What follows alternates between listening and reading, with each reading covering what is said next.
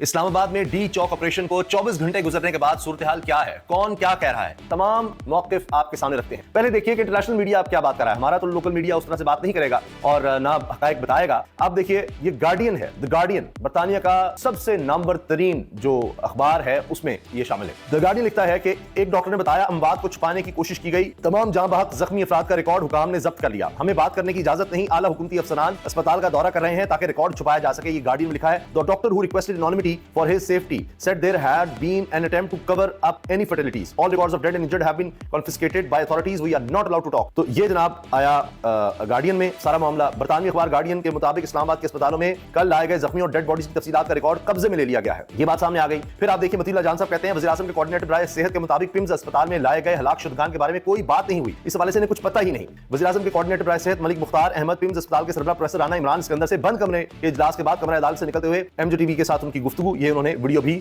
अपने चैनल पर लगाई है।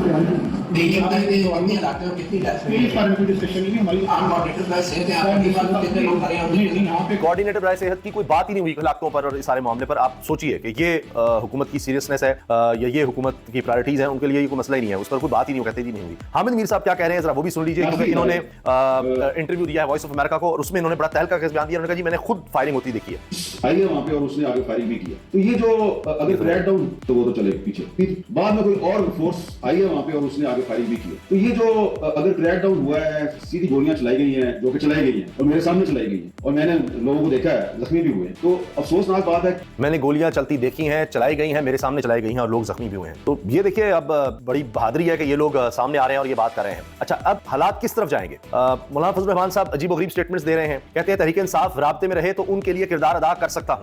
अब जो लोगों के साथ हो गया है उसके बाद मौलाना क्या करेंगे? इसके साथ साथ फजल रहमान साहब ने और भी बयान दिए हैं कि जी असल तो काम तब खराब हुआ था जब मैंडेट चोरी किया गया था और उन्होंने कहा कि पुरतशद्दुद वाक़यात की मज़म्मत करता हूं, पीटीआई राब्ते में रहे तो उनके लिए किरदार अदा कर सकता हूं, हुकूमत जेल में रखने और वो बाहर निकलने की जिद में रहे तो मुल्क में अनार्की होगी। कहा कि जी कच्ची कनाल मनसूबे पर कहा हम सब एक कौम और मुल्क हैं, इत्तफाक राय से जो कुछ होना चाहिए सूबों के साथ मुशावरत होनी चाहिए, ये उन्होंने बात की, लेकिन कहा कि जी खराबी तो वहां से शुरू हुई।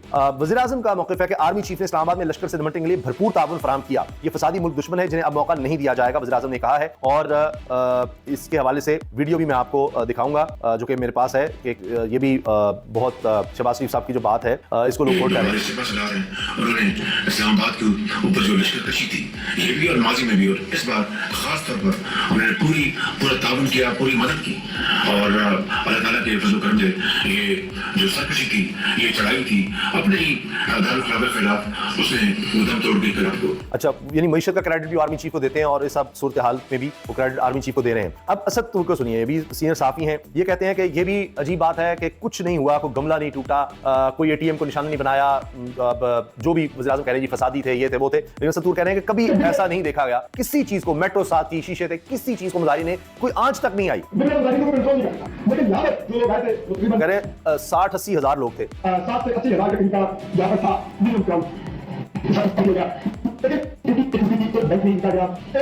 बिल्डिंग के शीशे नहीं तोड़े गए, कोई मेट्रो स्टेशन नहीं गिरा, कोई गाड़ी नहीं उन्होंने जलाई, कुछ ऐसा नहीं हुआ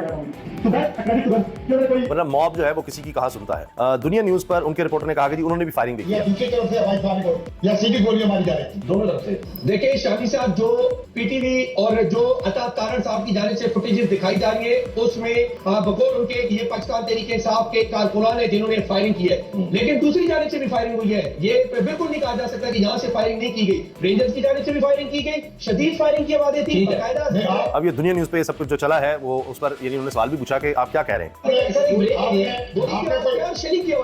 आपने कोई तड़पते हुए लोगों को देखा, जो गिरे हुए लोगों को देखा जिनका खून बह रहा हो, जिनका क्लेम किया जा रहा है, यानी जो क्लेम किया जा रहा है जख्मी हुए हैं लोग जहां भाग हुए हैं। जी जी जी ये बड़ा जबरदस्त सवाल है। मैंने खुद देखा रेंजर्स वाले जिन लोगों को लेकर आ रहे थे चाइना चौक से गिरफ्तार करके उनको बाकायदा उनके मुंह से खून निकल रहे थे, एक कारकुन की आंख जो है वो जख्मी थी उसका खून निकल रहा है। अच्छा मुझे ये चीजें जी कहीं कहीं कुछ मीडिया पर रिपोर्ट हुई हैं, काशिफ वासी साहब भी सुन लीजिए। लेकिन आज जब जाके मैंने हालात देखते हैं तो आपको कुछ और चीजों का भी एहसास होता है, जिस तरह लोग लोकल खाने लेकर आए हुए हैं, पानी पिला रहे हैं लोगों को। ये चीज आज में लगा मुझे लगा इन सारे हालात को देखकर आप इनको मार सकते हैं, आप इनको भगा सकते हैं, आप इनको दबा सकते हैं, आप इनको हरा नहीं सकते। कह रहे हैं आप इन लोगों को भगा सकते हैं, मार सकते हैं, लेकिन आप इनको हरा नहीं सकते, क्योंकि जिस तरह लोग आए कराची, इस्लामाबाद और रावलपिंडी के लोग आए और उन्होंने आकर इनको पानी वगैरह दिया, तो सारे लोग इनकी तरफ बढ़ रहे थे, जैसे कोई जिस तरह सैलाब ज़दगान के लिए मदद के लिए आते हैं, तो इस तरह मजबूत माइंडसेट है, इस तरह की सपोर्ट है कि वो जो लोग दूर से आए हैं, तो मैंने ज़लज़ले के बाद ही देख रहा हूँ, मैं सच मैंने ज़लज़ले के बाद में देख रहा हूँ कि इस तरह जो ज़ाहिरीन आए हुए थे उनके लिए पिंडी इस्लामाबाद के लोग निकले और उन्होंने उनको सपोर्ट किया। अच्छा जी, इसी दौरान आप देखें कि हुकूमत किस तरफ जा रही है और महंगाई की सूरत हाल यह है कि 400 रुपए किलो मिलने वाला खाने का तेल अब 510 और 550 रुपए तक महंगा हो चुका है।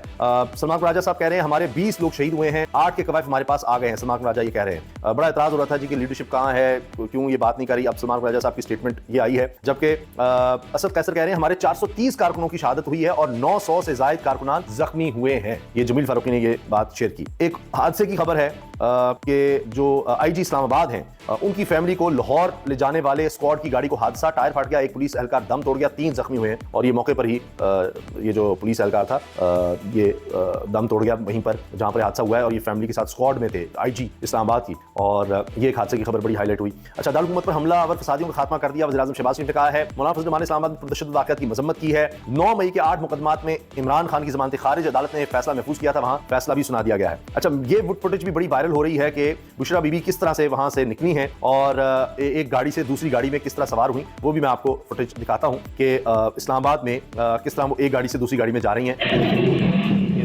बुशरा बीबी जो है वो इस गाड़ी से उतरी हैं और उसके बाद दूसरी गाड़ी में जाती हैं।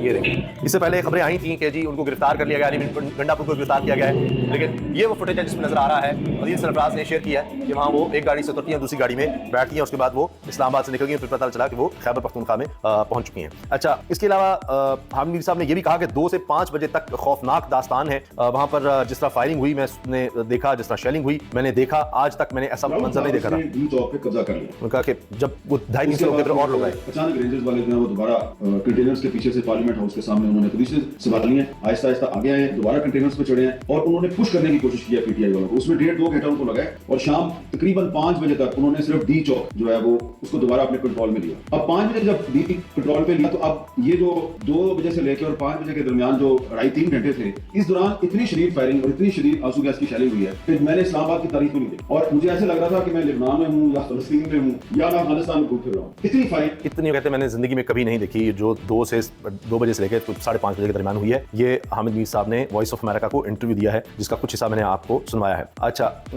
इमरान खान साहब का बयान सामने आया है कि जी हमारे वर्कर्स पर फायरिंग और शेलिंग करके पुरअमन शहरियों को शहीद और जख्मी किया, इसका हिसाब देना होगा। शहरी ना सिर्फ पुरअमन थे बल्कि शेलिंग और फायरिंग करने वाले पुलिस और रेंजर्स को भी रेस्क्यू करते रहे। ये इमरान खान ने बयान दिया है, आज उनका बयान सामने आया है। ये जो मेरे ख्याल है उनकी जमानत की दरखास्त थी उस हवाले से शायद उसमें पेशी में हुआ है। फिर जनाब पीटीआई एहतजाज के खिलाफ केस में जारी अदालती हुक्म के बावजूद एहतजाज करना और ब्लू एरिया बंद होने पर पीटीआई के खिलाफ ताजरों की तौहीन अदालती दरखास्त दायर। चीफ जस्टिस आमिर फारूक कल समाअत भी करेंगे, कॉस्ट लिस्ट भी जारी होगी। अच्छा, ये ताजर भी सामने आ गए हैं और ये अब तौहीन अदालत की कार्रवाई भी कहा जा रही होगी। असद तूर ने कहा है इतनी तादाद मुजाहिरीन को कंट्रोल नहीं कर सकता था, मगर ना कोई बिल्डिंग का शीशा टूटा, ना बैंक लूटे गए, ना एटीएम मशीनें चोरी हुई, ना कोई गमला तोड़ा गया, ना कोई खिड़की तोड़ी गई, ना मेट्रो बस स्टेशन को आग लगाएगी, ना किसी मेट्रो बस की इमारत को नुकसान पहुंचाएगा। पीटीआई के वर्कर्स मुकम्मल तौर पर पुरअमन थे, फिर भी इन्हें वो कह रहे हैं जी फायरिंग का निशाना बनाया गया। अच्छा, इसके अलावा अगर आप देखिए ये वज़ीर ने कहा आर्मी चीफ ने इस्लामाबाद में लश्कर से निपटने के लिए भरपूर ताउन फराहम किया। मसले की बुनियाद वोट की चोरी है, मुल्क में इस वक्त कोई हुकूमत नहीं। मौलाना फजल रहमान साहब, अच्छा फजल रहमान साहब के बयान बहुत जबरदस्त होते हैं, लेकिन यानी अमली तौर पर हुकूमत को किसी भी तरह का कोई भी टफ टाइम किसी सूरत देते नजर नहीं आते। तो ये अब तक की सूरत हाल है, अब तक के बयानात हैं शहबाज शरीफ साहब ने जो दिए, और इसके अलावा जो सीनियर साफी हैं या इंटरनेशनल मीडिया है वो क्या कुछ रिपोर्ट कर रहा है वो हमने आपके सामने रखा है। ये हैं अपडेट्स और अब देखते हैं सुबह तक क्या सूरत हाल होती है, क्योंकि अभी जो हालात हैं उसमें काफी टेंशन पाई जाती है और कुछ समझ नहीं आ रही, क्योंकि हुकूमत कुछ चीज वाजे नहीं कर रही। बहुत से क्लेम्स किए जा रहे हैं जख्मियों के, जो लोग जहां बाक हुए उनके, लेकिन हुकूमत इस बारे में कोई बात ही नहीं कर रही। वो कहते हैं कुछ भी ऐसा हुआ ही नहीं है, हम बिल्कुल इस चीज को डिनाई करें। लेकिन दूसरी तरफ अभी ये हालत है कि कहीं ना कहीं कुछ ना कुछ इस तरह की चीजें रिपोर्ट हो रही हैं। अभी आने वाले दिनों में और लगता है कि चीजें कुछ ना कुछ सामने आएंगी, क्योंकि बहुत मुश्किल है कि अगर इतनी बड़ी तादाद में लोग आए थे और वो किसी भी तरह से रुक नहीं रहे थे और यहाँ पर पहुंच गए शेलिंग और सब कुछ बर्दाश्त करके, फिर वो अचानक किस तरह से यहाँ से हट गए, ये सब हुआ क्या? इजाजत दीजिए।